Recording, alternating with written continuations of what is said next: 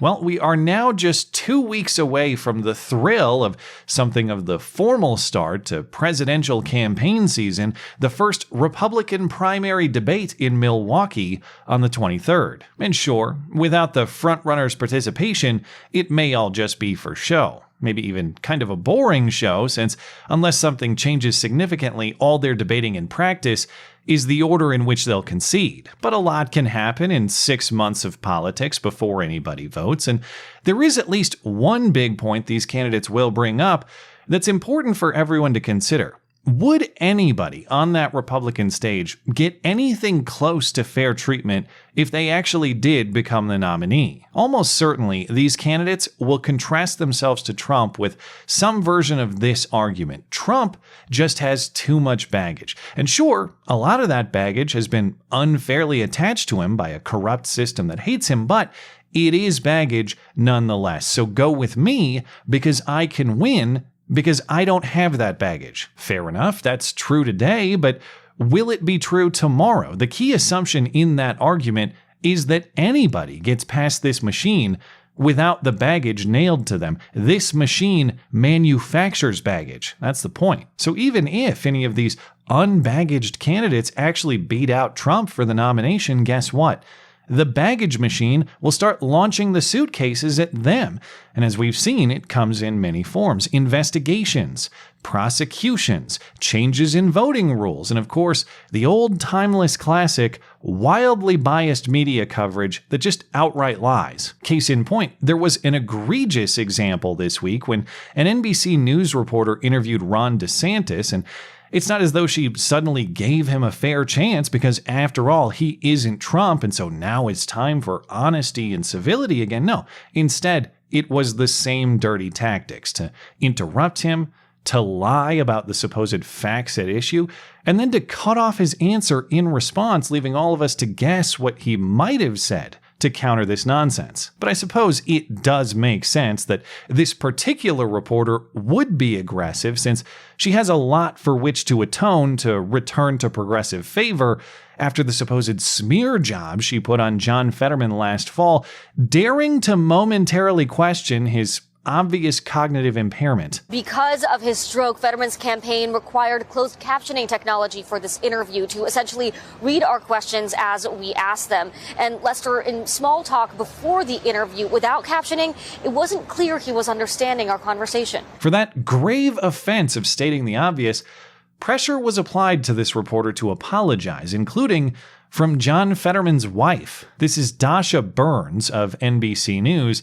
In this case, she's attempting to portray Ron DeSantis as some sort of anti-abortion extremist because he signed a law in Florida that will make abortion generally illegal after 6 weeks of pregnancy, around the start of the fetal heartbeat. Unless Governor DeSantis takes less extreme positions and shows he can win over moderates. A chief concern, the 6-week abortion ban DeSantis signed in Florida. It's an issue Democrats have worked to use against him and other Republicans on the campaign trail. The premise itself is preposterous. That is not an extreme position. In fact, 21 other states have versions of the same law or stricter laws. Now, granted, some are facing ongoing legal challenge, but the idea that Florida is some extreme outlier is just nonsense. It's the norm of almost half the country. She moves into a question about federalism, though. Would Ron DeSantis support nationalized abortion restrictions, or does he believe the issue is strictly the states to decide? In fairness, I do think DeSantis sidestepped the question somewhat, but he says what he won't do is surrender to the left-wing position of abortion on demand. Any time, any place, any reason. And the reporter goes haywire with an actually interjection before he can even finish his sentence. So would you veto any sort of federal bill that tries to put a nationwide ban in place? So we will be a pro-life president, and we will support pro-life policies. I would not allow what a lot of the left wants to do, which is to override pro-life protections throughout the country, all the way up really until the moment of birth in some instances, which I think is infanticide. Well, actually, I got to push back on you on that, because that's a misrepresentation of what's happening. I mean, that 1.3% of abortions happen at 21 weeks or higher. Now, you would think that the stats that she's reading, that she obviously prepared for this former interview and now debate, would be at all relevant to her argument, but no. It's a nonsensical point. DeSantis says late-term abortions are bad. Her counter is, yeah, well, they're only a small portion of abortions overall, to which DeSantis' original point still stands. Right, and those are bad. Even the implied logic is just silly. If a crime is rare, then a law against it is unnecessary. Why? In my state, Montana, we have only a few dozen murders a year. It's less than 1.3% of the country's overall, but that doesn't invalidate Montana's murder laws. It means that if even one person gets murdered in Montana, our justice system seeks justice for it. And the premise that it's just a small number isn't accurate anyway. 1.3% of hundreds of thousands of abortions a year is quite a big number, actually. The estimate for abortions nationally in 2020 was just shy of 1,930,000. 1.3% of those abortions is 12,000 lives at stake. That's not a tiny number. That's a massive one. That number alone is about half the murders in our country annually. And even though this reporter's premise in her first point is that the number is just too small to matter, her next argument grants the point that it does. DeSantis says Democrats are in favor of these late-term abortions, and she again interrupts and says, actually, no Democrats support that type of horrible idea. There's no right. evidence of Democrats pushing for but their abortions view up is, until... Their view is that all the way up into that, yet there should not be any legal protections. There is no in indication of Democrats pushing for that. Right. Well, yes. Much of the DeSantis pitch to voters... Then, of course, the segment just cuts DeSantis' answer off with an edit, during which I assume he had some variation of the response that we're all thinking. I can think of many examples of Democrats supporting such a thing, actually. In fact, I recall a particular controversy with a Democrat governor at least appearing to consider it not just late term, but post-term. The infant would be delivered. The infant would be kept comfortable. The infant would be resuscitated if that's what the mother and the family desired. And then a discussion would ensue between the physicians and the mother. Now, in fairness, Ralph Northam was talking about rare circumstances where a baby is born with a fatal condition, not just any baby born healthy, granted, but also in context, Northam was responding to a Democrat Virginia state delegate proposing a bill to say, yes, abortion at birth should be legal. How late in the third trimester could a physician perform an abortion if he indicated it would impair the mental health of the woman? Through the third trimester. The third trimester goes all the way up to 40 weeks. Okay, but to the end of the third trimester? Yep, I don't think we have a limit in the bill. Where it's obvious that a woman is about to give birth, would that still be a point at which she could request an abortion if she was so certified? She's dilating. That would be a decision that the doctor, the physician, and the woman would make. I understand that. I'm asking point. if your bill allows that. My bill would allow that, yes. Oh, but that's just one kooky lady. Well, it's one kooky lady who holds state office and was reelected after that debacle, but fine. Let's talk data and policy. Hat tip Curtis Houck over at Newsbusters for assembling an excellent compilation of the evidence. By reputable polling from just this spring, abortion until birth is not a 0% Democrat position. It's not even a fringe Democrat position. Depending on how you ask the question, it might be the majority position. Per Gallup in June, headline, broader support for abortion rights continues post-Dobbs, the Supreme Court decision last year. 60% of self-identified Democrats say abortion should be legal under any circumstances.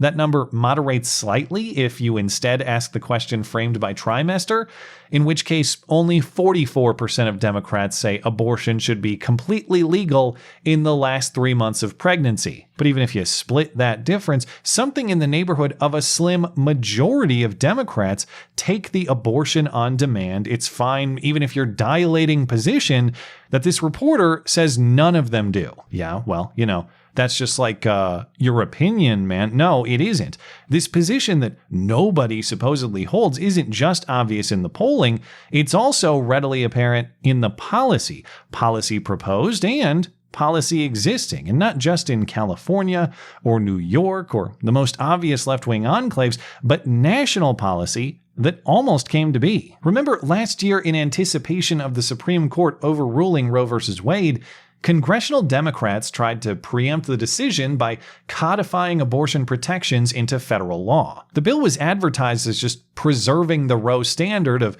protecting a right to a pre-viability abortion, but the bill text went well beyond that. Exactly like DeSantis said, this bill would have invalidated state-level restrictions and said not only is the pre-viability abortion federalized now, but post-viability abortions are mandatorily legal too in cases where not the life, but just the generic health of the mother is jeopardized, according to the good faith judgment of one doctor. So, in effect, abortion anytime you want, so long as you can find an ideological quack to support you. And if you think that interpretation is cynical, well, understand the bill's text instructs that interpretation. Hey, courts, interpret this statute very liberally to pursue the ends of protecting abortion, the bill reads. That bill passed the House and failed in the Senate not because of any Democrat opposition that this reporter insists is the norm, save Joe Manchin. It failed despite Democrat unanimity in support of it.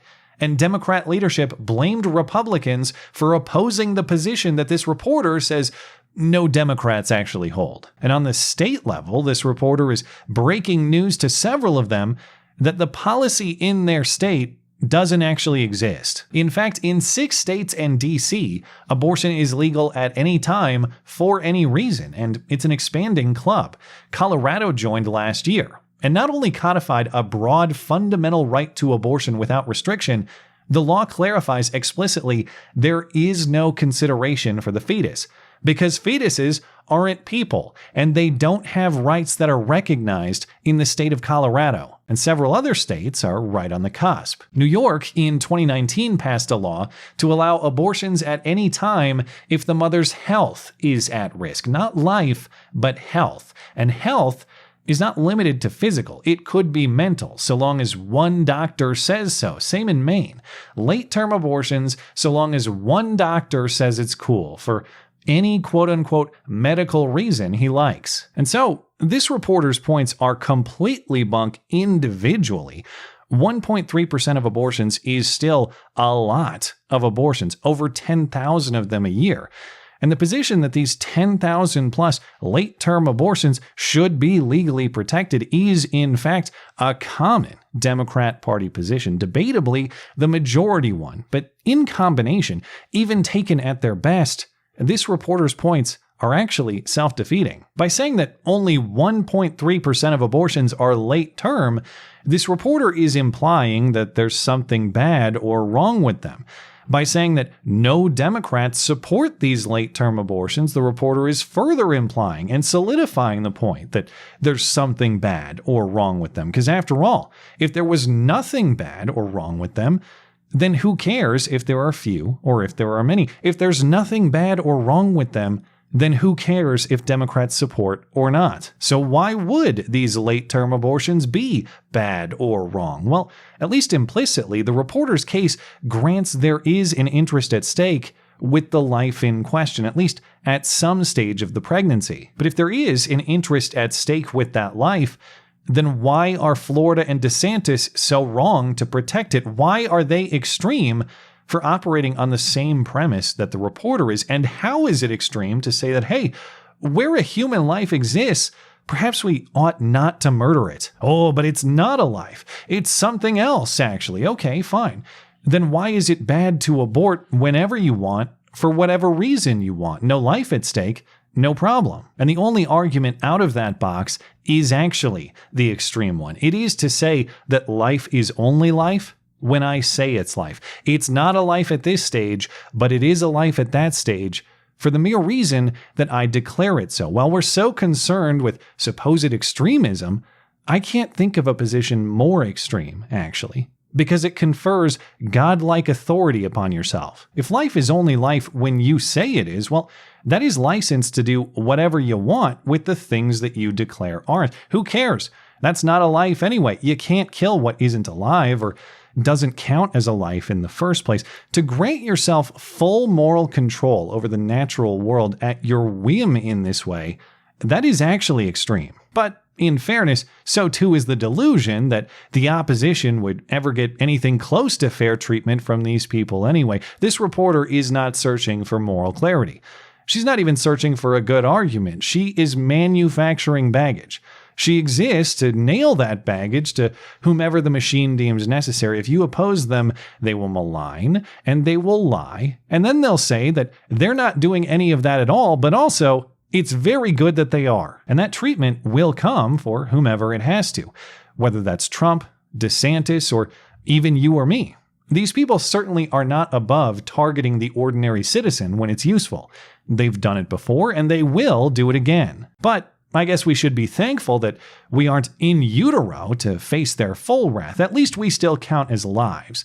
For now, that is, until the majority position becomes death for the opposition and they tell us nobody actually believes that, while they start building the gallows. Thanks as always for listening and for supporting this channel. Always appreciate that thoughtful discussion down below and especially over on Minds, that is at ML Christiansen. You're always welcome to coming out and chat in my live streams. Those are linked down in the description. Looking forward to it. Goodbye.